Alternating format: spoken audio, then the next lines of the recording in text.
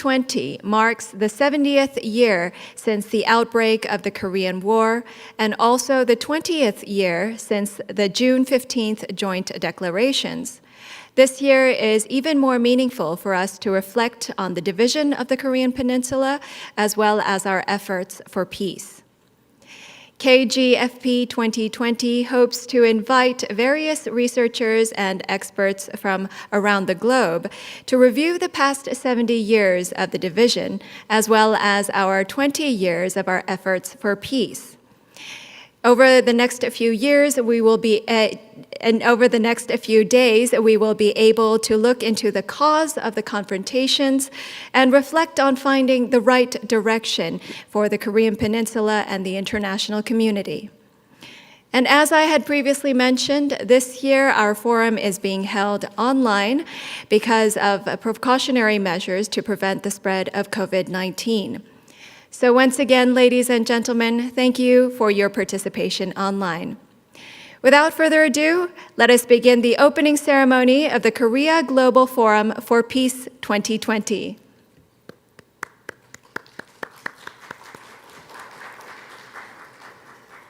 Thank you very much. First and foremost, allow me to invite Minister In-young Lee of the Ministry of Unification for his opening remarks. Please greet him to the stage with a big round of applause.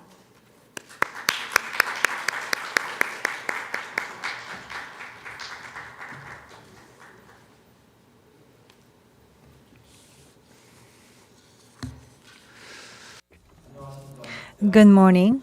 I am Lee In-young, Minister of Unification of the Republic of Korea.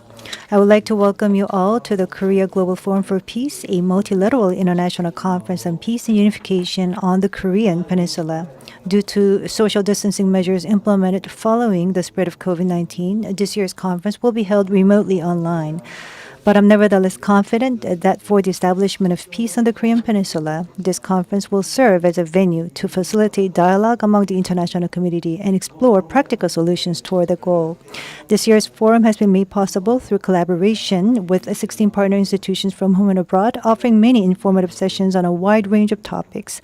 I would like to extend my gratitude to all of our partners for their preparation and hard work. I would also like to thank Prime Minister Sye-kyun, Speaker of the National Assembly Byeong-seug, U.S. Congressman SHERMAN, and Inaugural UNESCO Chair in Future Studies, Professor Sohail, INAYATULLAH, for their kind congratulatory remarks.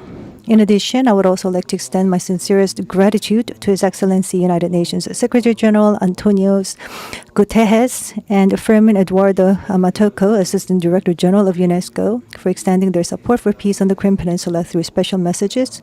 And I also thank Executive Director David Beasley of the WFP, who will be addressing the audience with his keynote speech on the second day of the conference. The more than 190 speakers and moderators that will participate in this year's event are experts and scholars who study the Korean Peninsula issue and work on the front lines of peace to lead global public opinion. I would like to show my respect for their passion and for their devotion to the cause of peace.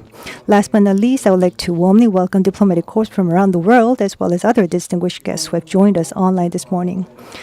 This year's forum's main theme is peace and prosperity on the Korean Peninsula, past, present, and the future. Discussions on the first day will examine issues on the Korean Peninsula using the paradigm of peace, and sessions on the second day will specifically discuss the topics of humanitarianism and change in North Korea. The final day will explore our roles and tasks ahead with regards to the future on the peninsula. Honorable guests, the past 70 years in Korea since the Korean War and the resulting separation has been a period of restoration and rebuilding. With a strong will to stand up once again, the Korean people have established economic and social foundation from the ashes of war and accomplished proud democratization and economic development of today. However, the war has not ended, and the structure of division of the Korean Peninsula caused by the Cold War still firmly remains in its place. even though the Cold War order collapsed years ago. Families separated by the war and the division of Korea have not been able to embrace each other for the past 70 years. Through our long history, the people of South and North Korea, who once lived together as a unified community, are now separated by the most heavily guarded border in the world, trapped by the divided structure that restricts their minds and territory as they are left to lead their incomplete lives. The Korean Peninsula stands before the perpetuation of division and peace and prosperity, a crossroad that will lead to different futures. Our choice is simple and clear, but the situation at hand is complex. Time stands still in U.S.-North Korea relations, as well as relations between South and North Korea, while the indiscriminate spread of COVID-19 has further compounded the complexity in resolving issues on the peninsula. The intricate dynamics of international politics also remains as an obstacle to overcome. But our experiences from the past few years have made it clear that we ourselves need to take that extra step to bring about bold and meaningful change. It was in 2017, when the circumstances were most dire due to nuclear tests and other provocations by North Korea, that President Moon Jae-in announced the Berlin Peace Initiative to the world. North Korea responded through Chairman Kim's New Year's address early 2018 this year, and that led to North Korea's participation in the Pyeongchang Winter Olympics. And this paved the way for the two Koreas to begin an unprecedented journey towards peace. Later that year in April, the leaders of South and North Korea, through the Panmunjom Declaration, agreed for the first time in history on denuclearization and establishment of a peace regime on the peninsula. And in September, the Pyongyang Joint Declaration and the Comprehensive Military Agreement were concluded, with which the two Koreas began taking steps to reduce military tension along the border. As the history of inter-Korean relations over the past 70 years has demonstrated, waiting for change and merely hoping for the situation to resolve itself will never lead to an improved future on the peninsula. The Ministry of Unification's coalition towards peace and prosperity on the peninsula remains strong and resolute. We must bear in mind that we are not sailing through calm and open seas, but are breaking through thick ice to navigate new waters like an ice-breaking ship, such is an attitude expected of us. The former Chancellor of West Germany, Willy Brandt, who contributed to reunification of Germany through Ostpolitik, once said that smaller steps are better than no steps at all. By promoting smaller projects, I plan to resume humanitarian assistance, exchange, and cooperation while restarting dialogue between the two Koreas and implementing the agreements made by the two Koreas one step at a time. From healthcare, joint disease control, climate change, the environment, and other matters affecting our daily lives, these projects will address these issues and beyond to foster substantive cooperation that will further open the path towards peaceful coexistence. Focusing on the low-hanging fruits that the two Koreas can work on right now to make the change, we will further build on that restored trust to open a broader platform for dialogue and negotiations. The two Koreas, through reciprocal cooperation, will regain confidence in the prospect of living together as one community, and I'm confident that we can speed up the Korean Peninsula peace process, as well as assist denuclearization dialogue between the U.S. and North Korea as a result. Honorable guests, Korea was divided against our will, but peace can only be achieved through our strongest efforts. With the two Koreas leading the way in cooperation with the international community, complete, verifiable, and irreversible peace must be achieved. And I'm hopeful that North Korea will respond to this call for a new beginning towards peace and prosperity on the Korean Peninsula. I hope we can restart the clock on our collective journey. Through solidarity and cooperation, the international community and the global civil society advocating peace are also invited to give us their voice in the process. The European coal and steel community, the Helsinki process, and German reunification all serve as lessons in which conflicts turned into peace and confrontations changed into prosperity. Such historic wisdom and introspection that culminated in these transitions, I hope, will be repeated on the Korean Peninsula. In particular, today, several international peace activists and NGO leaders will be appointed as Goodwill ambassadors for the peace on the Korean Peninsula, which I'm honored to announce. I hope that the agenda of bringing peace to the peninsula will remain a pivotal part of the larger international peace movement, and that the collective experience of the most acute confrontation of war by the two Koreas will be transformed into a message of peace that represents hope for the world. Honorable guests, in the face of numerous challenges and crises surrounding the Korean Peninsula, I still wish to convey my genuine belief that peace will eventually come our way. I would also like to share my hope that next year will bring about not only the end of the COVID-19 pandemic, but also transformative developments on the peninsula so that scholars from both South and North Korea can take part in the discussion for peace on the Korean peninsula in its truest sense. I thank you all for your attention today, and I wish you all a good health and happiness. Thank you very much. Thank you once again for your insightful and wisdom remarks. Thank you very much. And ladies and gentlemen, many of our distinguished guests have sent us their congratulatory messages through a video. But first, please welcome Mr. Byeong-seug Park, the Speaker of the National Assembly, through the screen.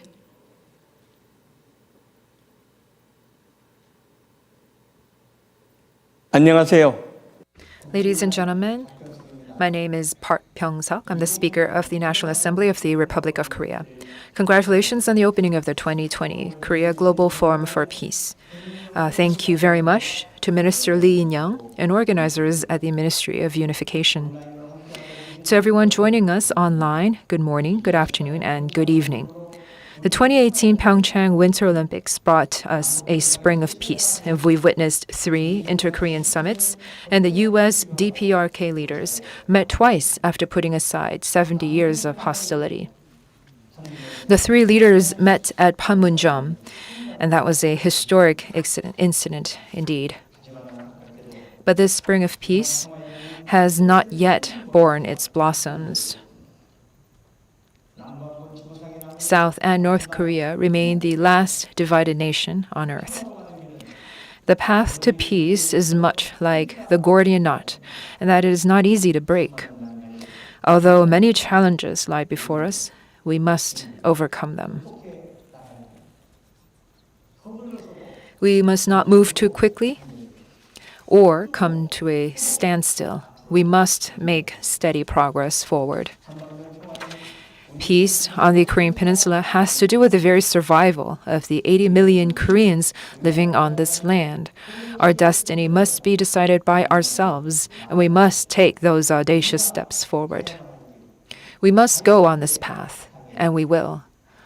Let us take those steps forward. It is always darkest before the dawn. For the sake of peace on the Korean peninsula, the government, the National Assembly, and our people must pool our cooperation and wisdom. That's how we can obtain the necessary support from the international community.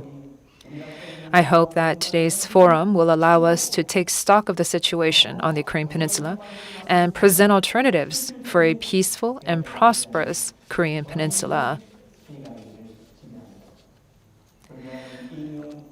With the leadership of Minister Lee, whom I admire, our people's hopes for peace and unification will hopefully be realized soon. Congratulations. Thank you for your kind words, Mr. Park. And next, we also have Prime Minister Sye-kyun, who has sent us his message through another video. Please turn your attention to the screen.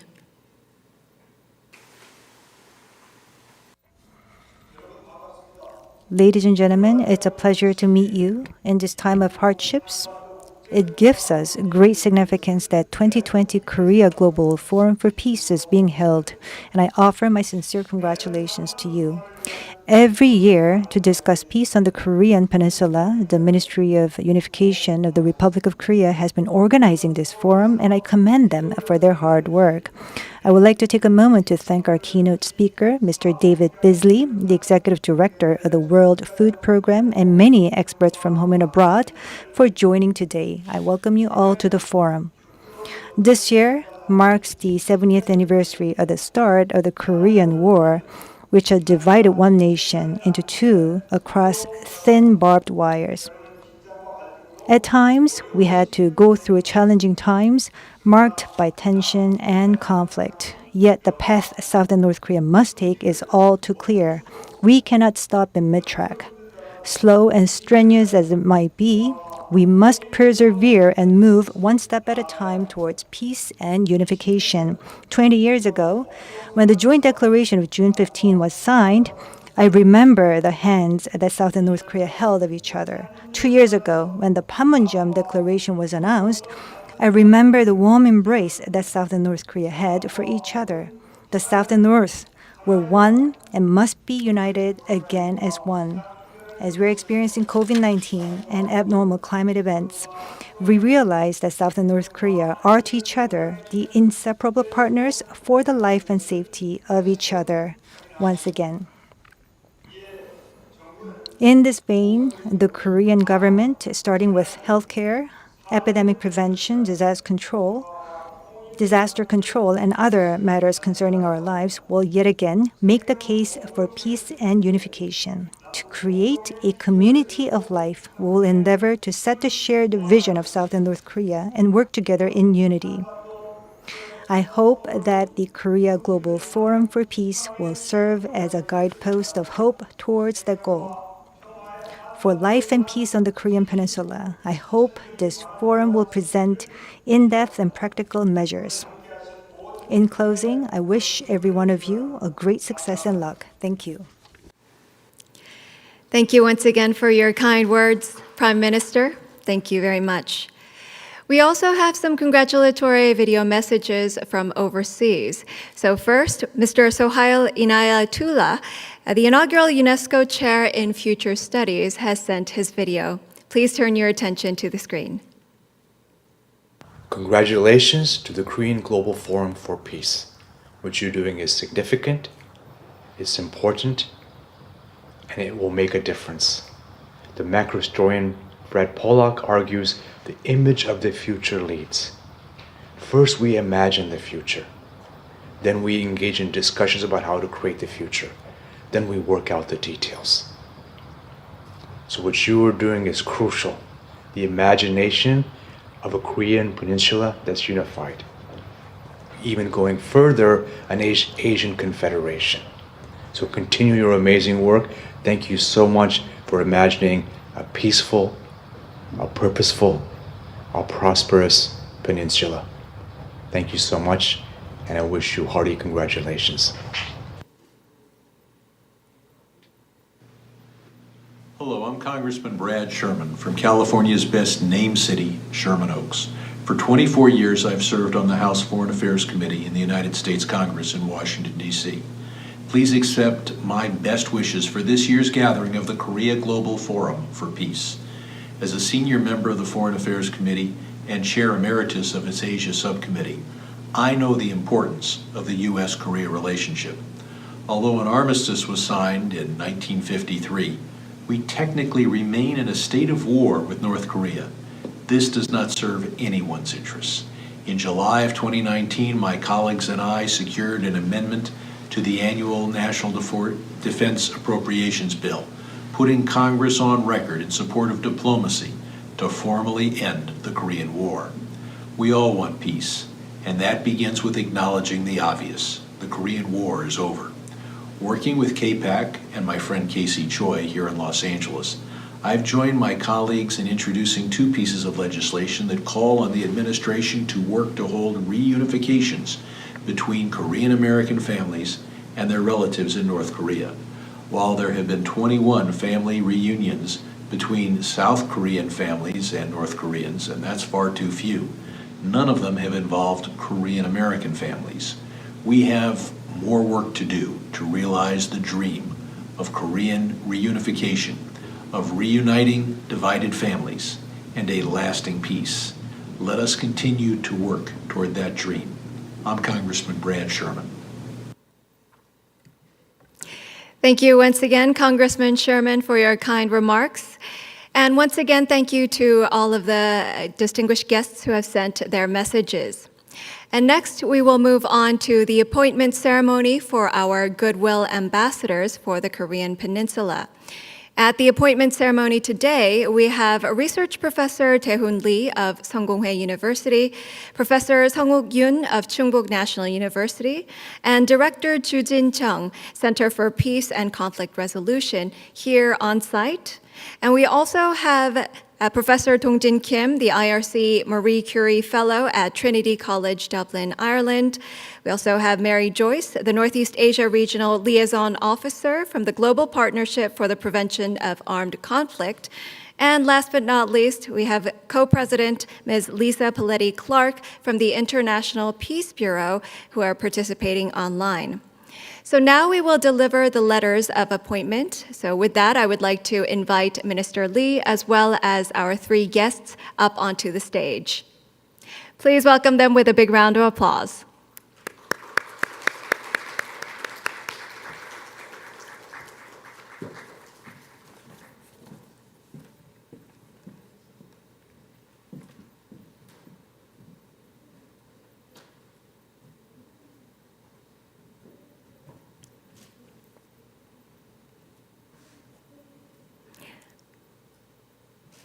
Letter of appointment for Goodwill Ambassadors. Research Professor Daehoon Lee of SungKongHoe University is appointed as a Goodwill Ambassador for Peace on the Korean Peninsula to increase the international community's interest in peace and also to expand the public diplomacy network.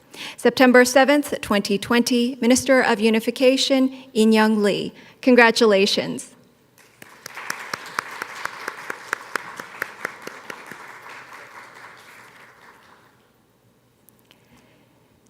Next, letter of appointment for Goodwill Ambassadors, Professor Sung-Yun of Chungbuk National University. The contents are the same as the previous letter. Congratulations.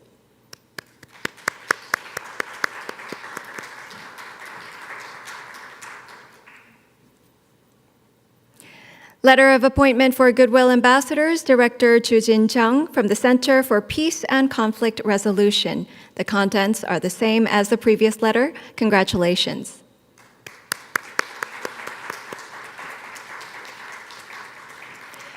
And next, the Goodwill Ambassadors will take a group photo along with Minister Lee. And for those who were unable to participate today, we will deliver the letter of appointment. So please open up and hold your letters for the photo. Thank you very much.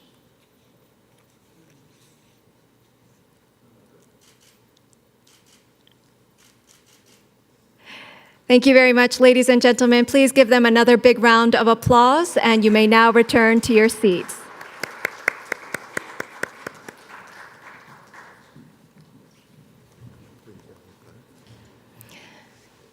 And with his appointment, Research Professor Daehoon Lee of SungKongHoe University will represent all the other Goodwill Ambassadors when he says a few words.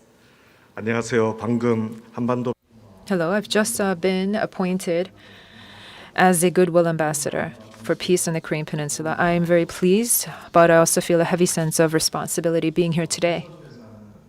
A Goodwill Ambassador would work towards a settlement of peace on the Korean Peninsula, and for a sustainable peace on Korean Peninsula, we would have to work with many actors on the civil society stage and experts as well. Our role is to expand the networks with these many different actors. In this regard, public diplomacy would be instilled with the values of peace, and we will orient ourselves towards peace and try to empower civil society and pull the efforts and wisdom of civil society. And I believe that is the responsibility that has been given to me as a Goodwill Ambassador.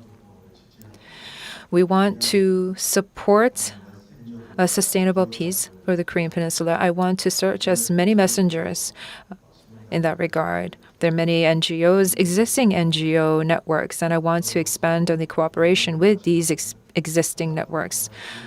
I want to look at the significance and the importance of peace in the Korean Peninsula through public diplomacy. And to that end, I believe that the support and cooperation of the civil society and of the people will be very important going forward. The Ministry of Unification, and in particular Minister Lee, have given me this responsibility, and I thank you for the honor. Thank you and congratulations, Professor Lee. And now next, we also have a video message from Co-President Ms. Lisa Pelletti Clark of the International Peace Bureau. Please turn your attention to the screen.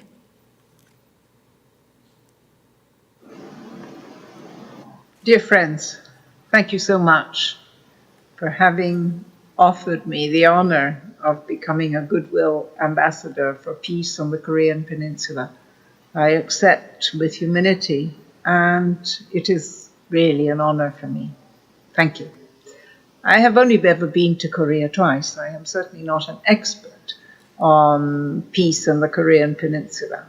But I have witnessed on both the occasions when I was in Korea the incredible enthusiasm and determination of civil society organizations, of local government institutions, and in general of all the people I met in Korea, the enthusiasm for peace and the determination and resilience against things going wrong. I am a part of the International Peace Bureau. I am its co-president currently. And this is a global organization which tries to offer networking opportunities to organizations from all over the world that are essentially interested in peace building from a civil society perspective. Of course, influencing the institutions, but starting from grassroots. That's how our organization began. And it seems to me that my experience in Korea has shown me that that is exactly what's happening with the Korean peace process right now. This is a contribution that I think, as a European, I can offer to the Korean peace process, which is to spread information about what's happening in Korea. Naturally, we can all contribute by signing petitions and all the campaigns that demand that a peace treaty be finally signed, that the Korean War finally be ended, but also that we can begin to think more about how we can promote reconciliation and cooperation across the demilitarized zone and between the Koreas and help in this, in the peace process. I think it's also terribly exciting for us Europeans and from other continents as well to learn more about what's been happening in Korea. For example, very few people that I have met have heard of the Sunshine Policy, and the fact also that it is linked to something which is deeply embedded in our European culture, which is the Aesop fable from which President Nobel laureate Kim Dae-jung derived his Sunshine Policy. This is a story that really is part of our culture, it's part of the world culture. And it proves, once again, if this were needed, that human societies are not stopped by by national borders. We all have similar outlooks when we think of peace.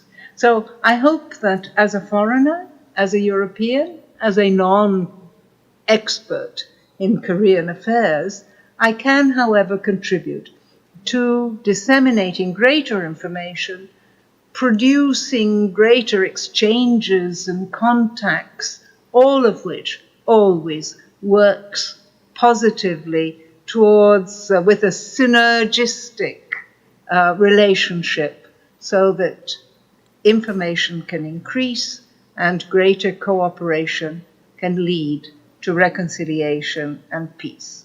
Thank you. Thank you, Ms. Clark. 네, 감사합니다. 다음으로는 김동진 트리니티 컬리지 교수님께서도 영상 메시지로 말씀을 해주시겠습니다. Hello, I'm a Goodwill Ambassador for Peace on the Korean Peninsula, Kim Dong-Jin. First, to broaden global interest in peace on the Korean Peninsula and facilitate the international peace movement and peace public diplomacy network, I have been appointed as a Goodwill Ambassador for Peace on the Korean Peninsula. I thank you for giving me this honor. In particular, as this year marks the 70th anniversary of the Korean War and the 20th anniversary of the Joint Declaration of June 15, it is meaningful that the Ministry of Unification has organized this gathering of global scholars, experts, and peace activists, the Korean Global Forum for Peace, and has appointed me as their Goodwill Ambassador. I feel all the more honored as a researcher on peace. Peace on the Korean Peninsula requires mutual understanding and cooperation between the two Koreas, and at the same time calls for understanding and cooperation of the international community. To that end, in various forum for public debate at home and abroad, I will work to raise interest and understanding of peace on the Korean Peninsula and help facilitate goodwill and cooperation, and further to contribute to expanding this public debate on peace. I now work and live in Ireland, a place I believe has similar experiences with that of the Korean Peninsula in terms of national division, sufferings from a war, and sustainability of the peace process. Moving forward, for scholars and civil society peace activists and experts from the two nations, I will exert great endeavors to promoting their exchange and cooperation. Furthermore, with researchers and peace activists from other conflict regions, I seek to continue cooperation with them so that they become more aware of the peace process on the peninsula, and also for mutual learning of policies, solidarity, and cooperation. A platform can be established to end the 70-year-old war and build peace on the Korean Peninsula. We are carrying out this Korean Peninsula peace process. And this process is not just a matter that pertains only to the Korean Peninsula, but also to world peace that is aspired by citizens across the globe.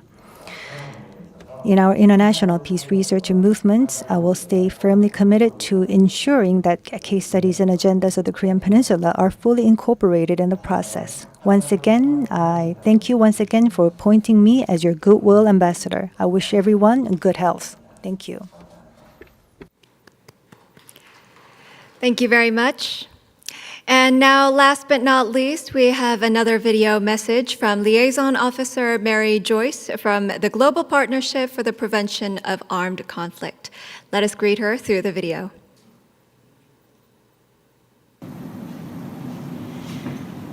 Dear friends and colleagues, it is my great honor to share this message with you as a newly appointed Goodwill Ambassador for Korean Peninsula Peace.